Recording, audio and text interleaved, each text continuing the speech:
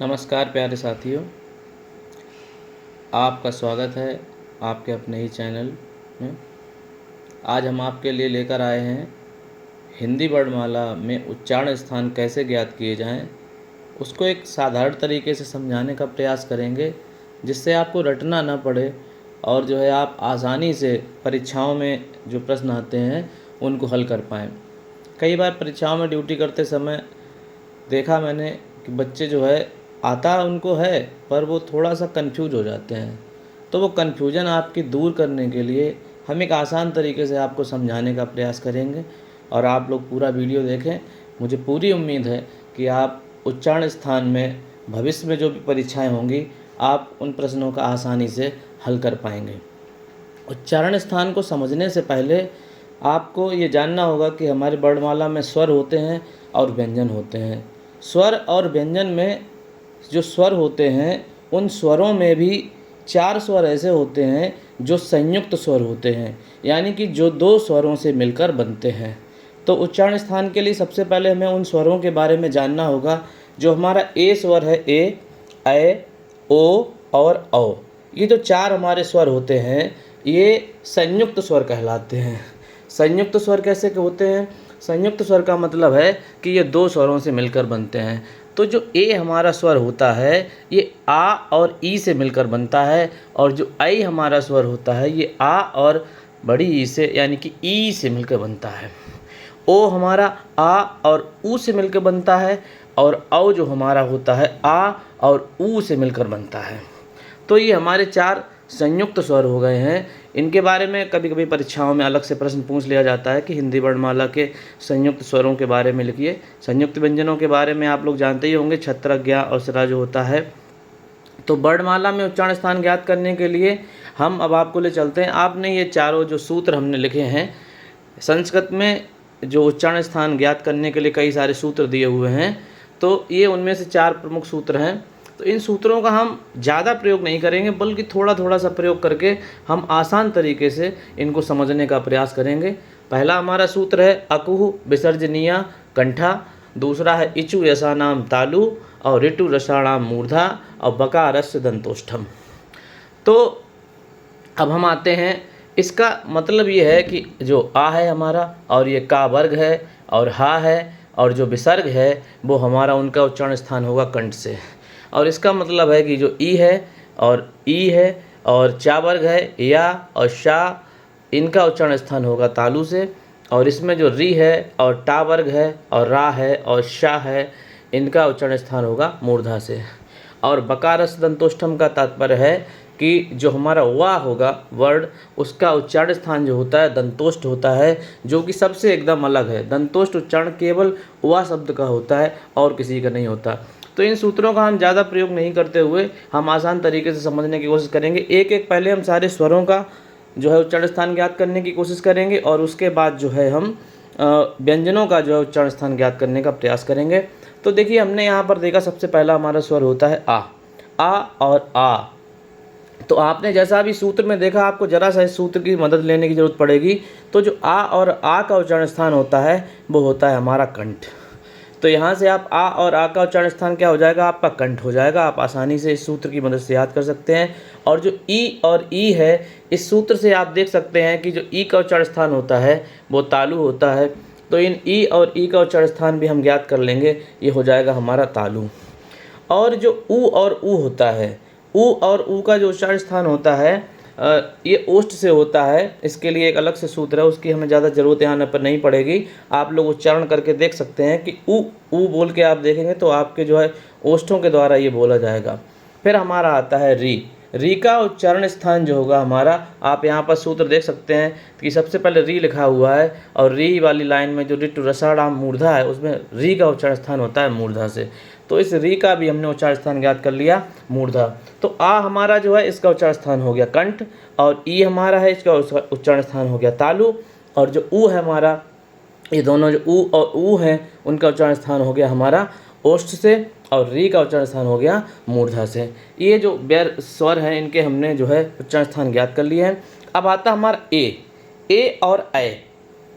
अब हमने जैसा आपको भी ऊपर बताया था कि जो ए होता है वो आ और ई से मिलकर बनता है, आ और ई से मिलकर बनता है। अब हमने अभी ज्ञात किया है कि आ का उच्चारण स्थान होता है कंठ और ई का उच्चारण स्थान होता है तालु। तो जो ए हमारा होगा इसका उच्चारण स्थान कंठ और तालु हो जाएगा, यानी कि इसको हम कंठ और तालु भी कह सकते हैं, और कहीं कहीं जो पेपर होते हैं उनमें कंठ तालब करके भी ऑप्शन दिया जाता है। तो ए और ए जो हमारा है इन दोनों का उच्चारण स्थान हमारा हो जाएगा कंठ और तालु से। और जो हमारा ओ है और औ है, ओ का अभी हमने आपको दिखाया था, ओ जो है मिलकर बनता है आ और ऊ से। अब हमने आ का उच्चारण स्थान अभी ज्ञात कर लिया कि आ का उच्चारण स्थान हमारा होता है कंठ और ऊ का होता है ओष्ठ। तो यहाँ पर जो ओ होगा उसका उच्चारण स्थान हो जाएगा कंठ प्लस ओष्ठ, यानी कि कंठ ओष्ठ। या और जो हमारा औ है इसका भी उच्चारण स्थान हो जाएगा कंठ ओष्ठ। तो ये इस प्रकार से हमने आ ई ऊ और री ए ओ का उच्चारण स्थान ज्ञात कर लिया। अब जो हमारा अंग है इसका ये अनुनासिक है स्वर हमारा, इसका उच्चारण स्थान होता है नासिका से। और जो हमारा ये विसर्ग है, विसर्ग वाला देखिए ये फार्मूला ये सूत्र में लिखा हुआ है अकुह विसर्जनीय कंठा, यानी कि जो विसर्ग का भी उच्चारण स्थान हमारा होगा वो हमारा कहाँ होगा, कंठ से।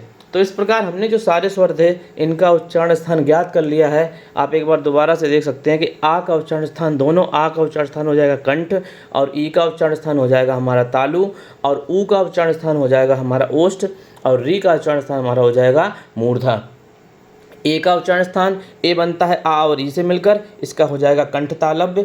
ए का भी हो जाएगा कंठ तालव्य, ओ का हो जाएगा कंठ ओष्ठ और औ का भी हो जाएगा कंठ ओष्ठ, अंग का हो जाएगा नासिका और यहाँ पर आह का हो जाएगा हमारा जो विसर्ग है ये हो जाएगा इसका उच्चारण स्थान कंठ से। अब हम आते हैं स्वरों की तरफ। स्वर में हमारे जो होते हैं आप देख सकते हैं यहाँ पर हम आपको दिखा रहे हैं। एक हमारा ये का वर्ग होता है, का खा गा घा अंगा।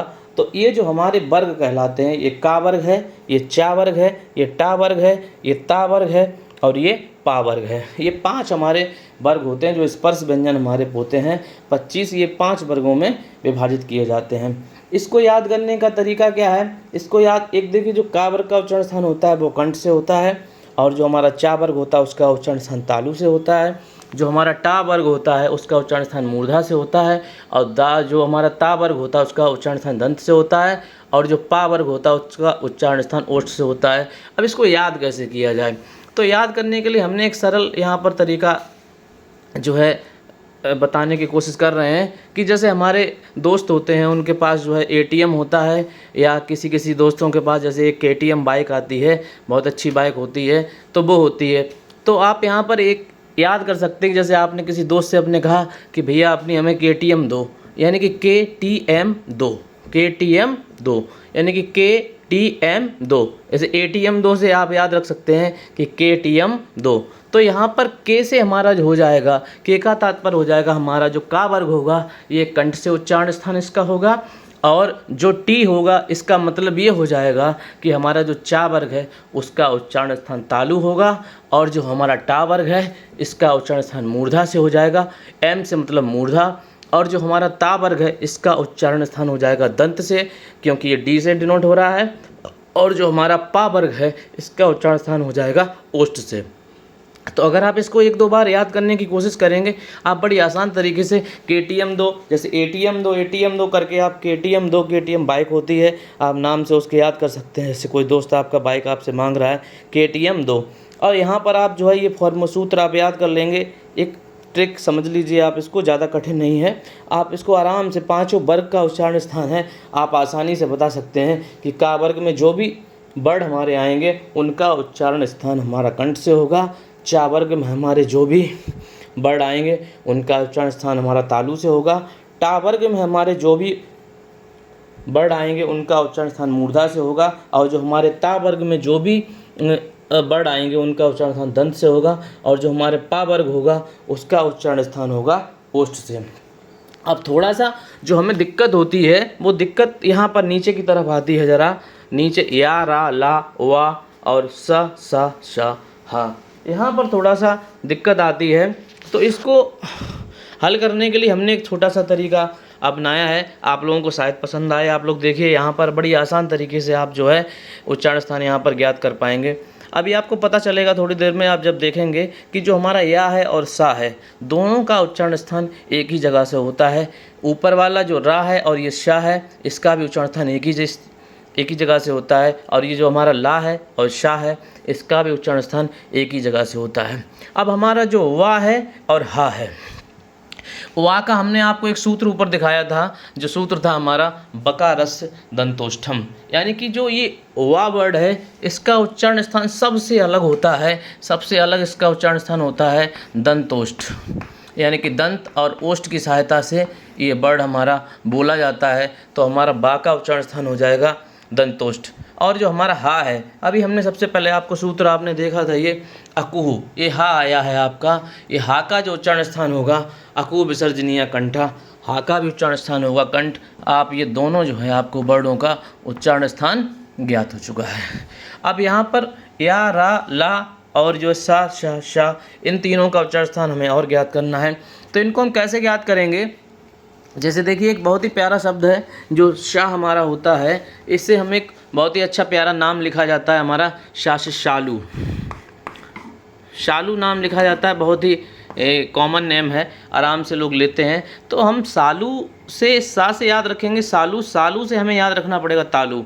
अगर सालू आपने याद कर लिया तो सालू का आप मतलब ये समझिए, सालू मतलब तालू, तो ये सा का उच्चारण स्थान हो जाएगा हमारा तालू। क्या हो जाएगा? तालू। जब ये हमारा तालू हो जाएगा, उच्चारण स्थान इसका तालू हो जाएगा, तो जो हमारा या है, इसका भी उच्चारण स्थान हमारा क्या हो जाएगा? तालू हो जाएगा। यानी कि दोनों का उच्चारण स्थान सेम रहेगा। तो अगर आप सा याद कर लेते हैं यहाँ पर, सा से सालू, तो सालू से यानी कि तालू, और सा का जो उच्चारण स्थान होगा वही या का उच्चारण स्थान होगा। जो हमारे ये अंतस्थ व्यंजन है, ये ऊष्म व्यंजन है, जो अंतस्थ व्यंजन का जो भी रहेगा हमारा उच्चारण स्थान, वही हमारा उस व्यंजन का भी होगा जो उसके नीचे आएगा। तो शा से हमें अगर सालू, सालू से तालू, तो या का भी हमारा उच्चारण स्थान क्या हो जाएगा? तालू हो जाएगा। संस्कृत के जो सूत्र हैं उससे भी आप याद कर सकते हैं। ये यहाँ पर आ रहा है या और शा, यहाँ पर ये तालू, इससे भी हम याद कर सकते हैं। पर अगर इससे हमें याद करने में थोड़ा दिक्कत हो तो हमें कोई दिक्कत नहीं है, हम यहाँ सा से सालू याद रखेंगे और सालू से हमें तालू याद रहेगा, और यानी कि शा और या का दोनों का उच्चारण स्थान हमारा हो जाएगा तालू। इसके बाद आते हैं हम यहाँ पर रा और शा, षटकोण वाला जो सा है, षटकोण वाला सा यहाँ पर आप देख सकते हैं कि ये जो आया हुआ ऋतु रसाणाम मूर्धा, यहाँ पर जो षटकोण वाला सा है, इसका उच्चारण स्थान जो होता है मूर्धा से होता है। तो इसका उच्चारण स्थान अगर मूर्धा से होता है, तो अगर इसका उच्चारण स्थान मूर्धा से होता है, तो इसका उच्चारण स्थान हो जाएगा मूर्धा से। और जो हमारा रा होगा, इसका भी उच्चारण स्थान फिर कहाँ से होगा? मूर्धा से होगा, क्योंकि ऊपर और नीचे दोनों का उच्चारण स्थान एक ही जगह से होगा। तो सा से सालू, सालू से तालू, तो हमें ये याद हो गया। या से भी हम, या से हमारा उच्चारण स्थान तालू से हो जाएगा, और ये रा और शा, ये दोनों का उच्चारण स्थान जो हो जाएगा, सा षटकोण का उच्चारण स्थान हो जाएगा हमारा मूर्धा से, और रा का भी हो जाएगा। अब ये बचता है सा। तो ये जो सा होता है, इससे हम सा से संत कहते हैं। संत लोग जो होते हैं, तो संत को ऐसे लिखा जाता है, सा से संत, चाहे तो आप बिंदी लगा सकते हैं। तो अगर हम सा से संत लिखते हैं, कई बार कॉमन नेम है संत लिखा जाता है, तो संत से अगर हम दंत लिख लें तो हमें कोई दिक्कत नहीं होगी। तो संत और दंत दोनों जो है राइमिंग वर्ड हैं, दोनों जो है एक जैसी आवाज़ करते हैं। तो अगर इस सा से संत होता है तो हम इसको दंत मान के चलते हैं। संत यानी कि दंत, संत से हमें दंत याद हो जाएगा, तो सा का उच्चारण स्थान हमारा हो जाएगा दंत। और जब ये दंत हो जाएगा हमारा उच्चारण स्थान, तो हमने आपको भी बताया है कि ला का भी उच्चारण स्थान क्या हो जाएगा? दंत हो जाएगा। यानी कि ऊपर और नीचे दोनों का उच्चारण स्थान हमारा जो होगा सेम होगा। यानी कि ला का भी दंत, सा का अगर आपने याद कर लिया सा से संत, संत से दंत, तो सा का दंत हो जाएगा, तो सा के ऊपर ला है, ला का भी उच्चारण स्थान हो जाएगा दंत। और ये जो हमारा सा है सालू वाला, इसका उच्चारण स्थान हो जाएगा तालू से, और या जो है इसका भी तालू से हो जाएगा। और जो हमारा सा षटकोण वाला है, इसका उच्चारण स्थान होगा हमारा मूर्धा से, और जो ये रा है इसका भी फिर उच्चारण स्थान हो जाएगा मूर्धा से। और जो वा हमारा है, वा को हम आपको बता चुके हैं, एक स्पेशल शब्द अक्षर है यहाँ पर, वर्ड है, जो इसका उच्चारण स्थान इकलौता है ये, जिसका उच्चारण स्थान दंत और ओष्ठ की सहायता से होता है। हा आपने शुरू में ही देख लिया है अकुह विसर्जनीय कंठा में, कि हा का उच्चारण स्थान कहाँ से होगा? कंठ से होगा। तो इस प्रकार से आप जो है सभी जो हमारे स्वर हैं और व्यंजन हैं एक एक करके सभी का जो है उच्चारण स्थान ज्ञात कर सकते हैं। अगर आप इस वीडियो को एक बार दोबारा से फिर से देखिएगा तो आप देखेंगे कि आपको ये बड़े आसानी से सारे स्वर हमें याद हो जाएंगे, और जब हमें सारे व्यंजन हो जाएंगे तो हमारा कहीं से भी प्रश्न बनेगा तो हम आसानी से उसको हल कर लेंगे। तो इन 4 सूत्रों में हमने केवल शुरू में जो थोड़ा सा, पूरा सूत्र भी आपको याद तो हो ही जाता है, संस्कृत में जो लोग पढ़ते हैं वो लोग याद कर लेते हैं, तो हमें इसका ज़्यादा प्रयोग नहीं किया है, थोड़ा सा प्रयोग किया है और उससे हमारा जो है काम हो गया है। तो ज़्यादा पूरा सूत्र अगर आपको याद भी नहीं रहेगा तो हमें केवल शुरुआत में याद रहे तब भी हमारा काम चल जाएगा।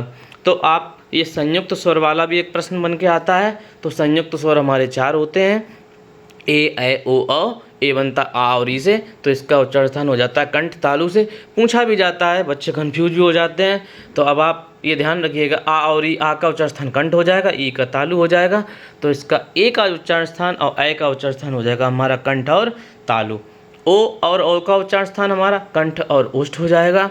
इस प्रकार से हम एक बार दोबारा से देख लेते हैं, आ कंठ से, आ कंठ से, ई तालु से, ई तालु से, उ ओष्ठ से, उ ओष्ठ से, री हमारा होता है मूर्धा से, ए हमारा हो गया कंठ तालु से, कंठ तालु, कंठ ओष्ठ, यह अनुनासिक शब्द स्वर है हमारा, नासिका से हो जाएगा, और ये विसर्ग है ये हमारा कंठ से हो जाएगा। का वर्ग हमारा कंठ से होगा, KTM 2 यानी कि के से कंठ हो जाएगा हमारा का वर्ग पूरा, और चा वर्ग हमारा टी यानी कि तालु हो जाएगा, और टा वर्ग हमारा एम मतलब मूर्धा हो जाएगा, और ता वर्ग हमारा डी यानी कि दंत हो जाएगा, और पा वर्ग हमारा ओ मतलब ओष्ठ हो जाएगा, और या और सा का हम अभी देख चुके हैं, और सालू यानी कि तालु, और या का भी हो जाएगा तालु, दूसरे वाले का हमारा मूर्धा हो जाएगा, और सा से यहाँ संत होता है, संत से हम याद रखेंगे दंत, और ला का भी उच्चारण स्थान क्या हो जाएगा, दंत हो जाएगा। बा का उच्चारण स्थान सबसे अलग है तो दंतोष्ठ हो जाएगा, वो आप याद कर लीजिएगा, बकारस दंतोष्ठम। और हा का उच्चारण स्थान आपको पता ही है कि अकु विसर्जन कंठा में हा आता है, और हा का उच्चारण स्थान हो जाता है हमारा कंठ। इस प्रकार आप एक दो बार जब इस वीडियो को देखेंगे तो ये जो आपका 1 नंबर का प्रश्न बन के आता है, इसमें आपको दिक्कत आगे से नहीं आएगी। तो आप लोग थोड़ा वीडियो देखें, और अगर आपको वीडियो पसंद आए तो लाइक भी करें, शेयर भी करें, और कमेंट भी करें। अगर आपको वीडियो अच्छा लगे तो हम आगे भी ऐसे प्रयास करेंगे कि और भी जो 1-1 नंबर के प्रश्न बन के आ सकते हैं उनमें से आपको कोई सरल तरीका अगर हमारे पास उपलब्ध होगा तो हम आपको सरल शब्दों में बताने का प्रयास करेंगे। धन्यवाद।